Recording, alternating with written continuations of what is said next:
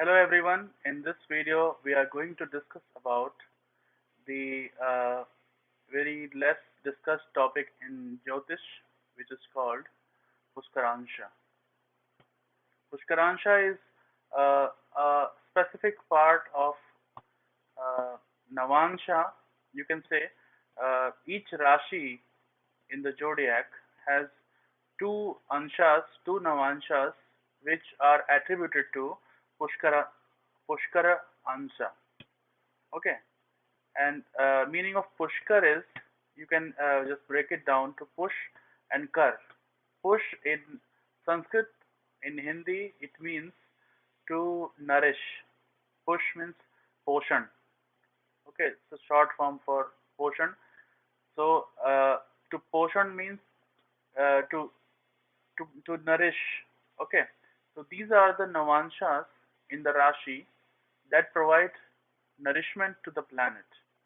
And when any planet is placed in such anshas, then it results into a lot of enhancement to the karakatwas of the planet, to the results of the planet. And in one shot, you can judge the strength of Kundli based on the number of planets which are there in such anshas. Okay, so just based on the number of planets which are there in Pushkaransha, you can say that this is a very high quality Kundli, very high quality uh, personality, just based on the number of planets in the Pushkaransha. Okay, so as I said, Pushkaransha, there are two amshas in each Rashi that are attributed to the Pushkaranshas. So in all there are 12 Rashis, so there are 24 such anshas. Okay. For example, uh, you can take the all the Agni Rashis, all the fiery signs, that is Mesh, Simh, and Dhanush. Okay, Aries, Leo, and Sagittarius.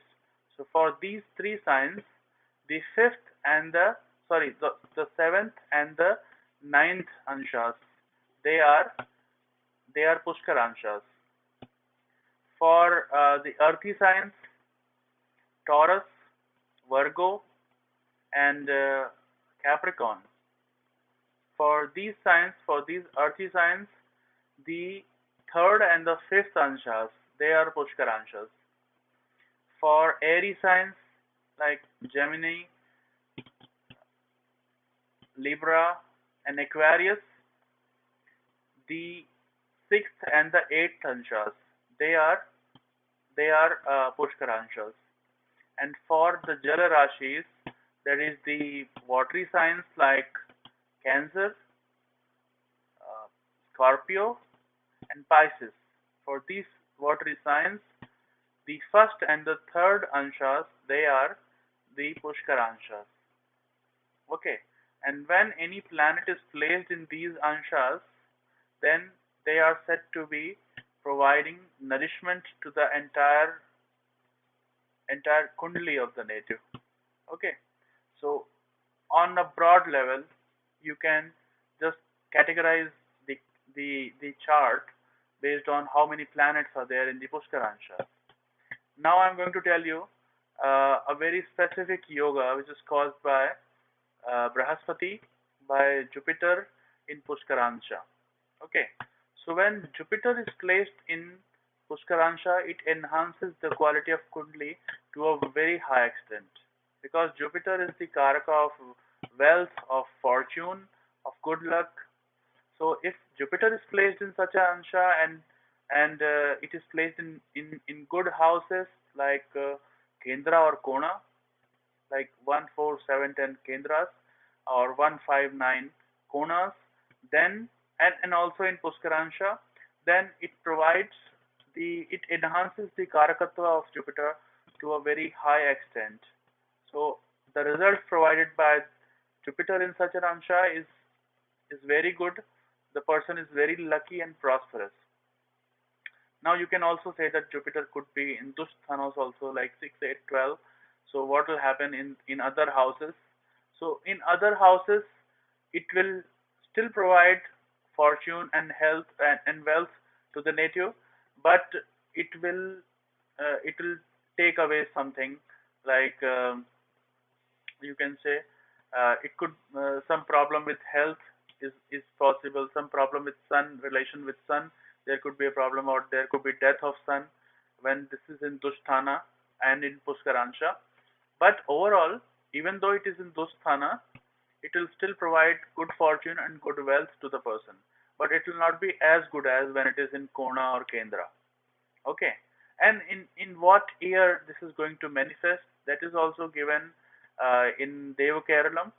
So when Jupiter is placed in the fiery sign, when Jupiter is placed in the fiery sign, then the result of uh, and it is in Pushkaransha, then all the good results of Brahaspati in Pushkaransha is going to manifest from 21st year. Okay. And if it is placed in the earthy sign like Taurus, Virgo, and Capricorn, then this is going to result very early, that is from the fourth year of the native. And when it is placed in the airy sign, then result this is going to start manifesting results from the 24th year. Okay. And when it is placed in the watery sign, then it starts giving result from 31st year. Okay. So these four are the ages, basically the maturity age after which it starts giving result. Okay. So when Jupiter is placed in the fiery sign like Aries, Leo, and Sagittarius, then it is going to give result right from the 21st year of the native. When it is placed in the earthy sign like Taurus, Virgo, and Capricorn, it is going to give result from the fourth year of the native. When it is placed in the airy sign, then it is going to give result from the 24th year, and when it in the watery sign, it will give result from the 31st year. Okay. So that's all about Pushkaransha. So let's see how in the chart we can determine the Pushkaransha and how we apply it into the chart. Okay, thank you. Okay, so in the Pushkaransha, okay, so this is the D1 chart and this is the D9 chart. Okay. Uh,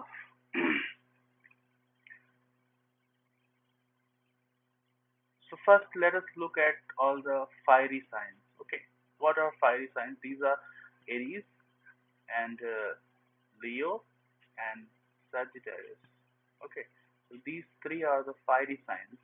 And for the fiery signs, the seventh and the ninth Navansha, seventh and ninth Navansha is the one uh, that is basically the Pushkaransha. Okay. So for these signs, they actually map to Tula and Dhanush. Okay, the seventh and the ninth Navansha of these fiery signs, they map to the seventh sign maps to here in the D9, it maps to Libra, and the ninth sign maps to Dhanush. Okay, that's Sagittarius. So these are the so when any planet is there in Aries, Leo, and Sagittarius, and it is placed in either Sagittarius or Libra, it is going to be in the Pushkaransha. Okay, so that's for the fiery sign. For the earthy signs, that is Taurus, Virgo, and Capricorn. For these three signs, the Pushkaranshas are third and fifth. Okay, and the third Navansha belongs to mean, third and fifth. And third Navansha maps to Pisces.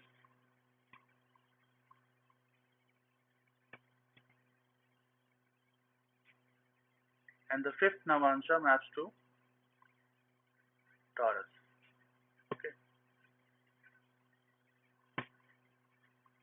So when any planet is there in these earthy signs and they are placed in the Navansha of Pisces and Taurus, then they are in the pushkaramsa. Now let us see for all the airy signs, that is Gemini, Libra, and Aquarius. Okay, so for these signs, the sixth and the eighth Navansha, sixth and the eighth Navanshas, they are the pushkaramshas. And the sixth Navansha maps to Meen, and the eighth Navansha maps to Vrishabha. Okay, so the sixth Navansha it maps to Meena, Pisces, and the eighth Navansha it maps to Taurus. So for the airy signs, any planet in Pisces and Taurus will in the Navansha will give the Pushkaransha. Similarly for the watery signs. What are watery signs? These Cancer, Scorpio, and the Pisces. So these are the watery signs, and for watery signs, the first and the third Navansha, they are going to be the Pushkaransha. And the first Navansha, it maps to Cancer itself. That's the first Navansha. And the third Navansha maps to Virgo.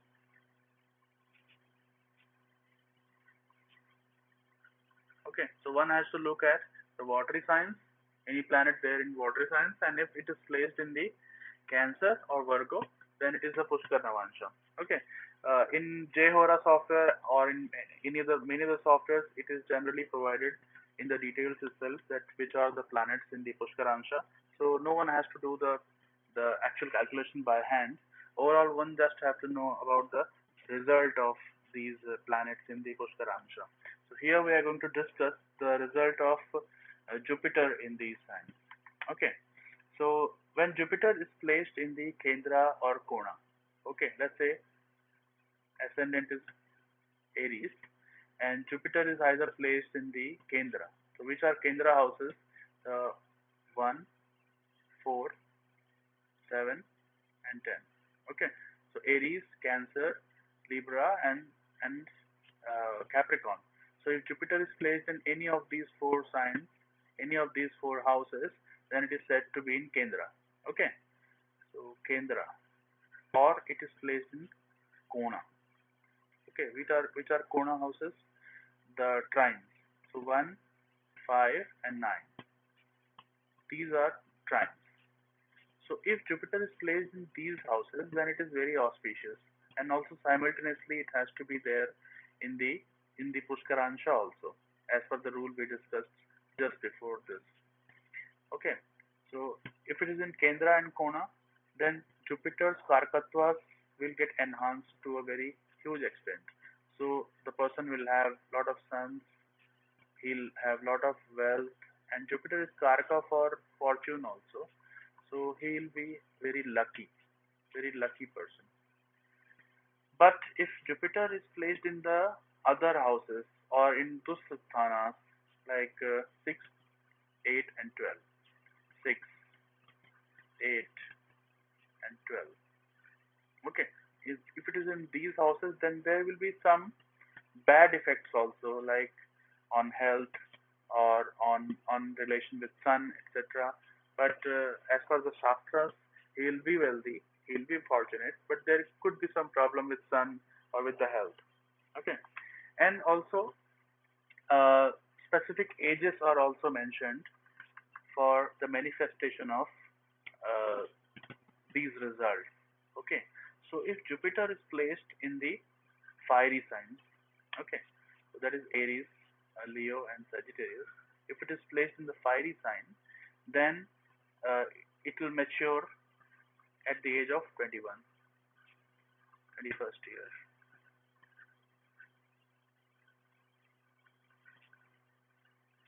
Okay, when it is placed in,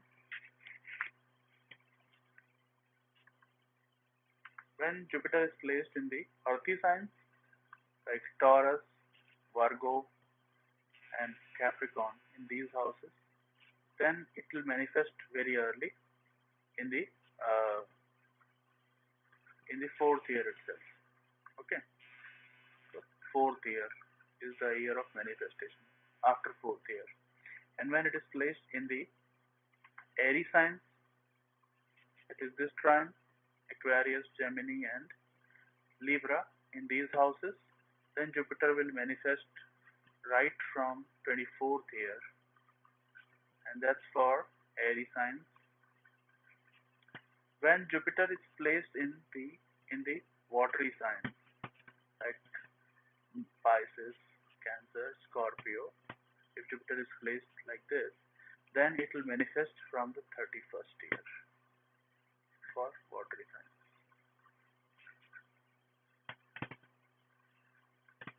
Okay. Good example of such charts, you can go and look at the chart of Mahatma Gandhi and Amitabh Bachchan. They have Jupiter in the Cancer sign in pushkaramsa, and that is very good sign. Also, one more thing one has to take into account: when the planet is in pushkaramsa as well as Vargottama, that is when the planet is occupying same sign in D9 as well as D1, then it enhances the result even further. Okay, like here, when Jupiter is the pushkaramsa in the Cancer, and in D9 also it is in Cancer, so it is going to enhance the result to a very huge extent. See the chart of Amitabh Bachchan. Okay, that's for your exercise. Thank you very much.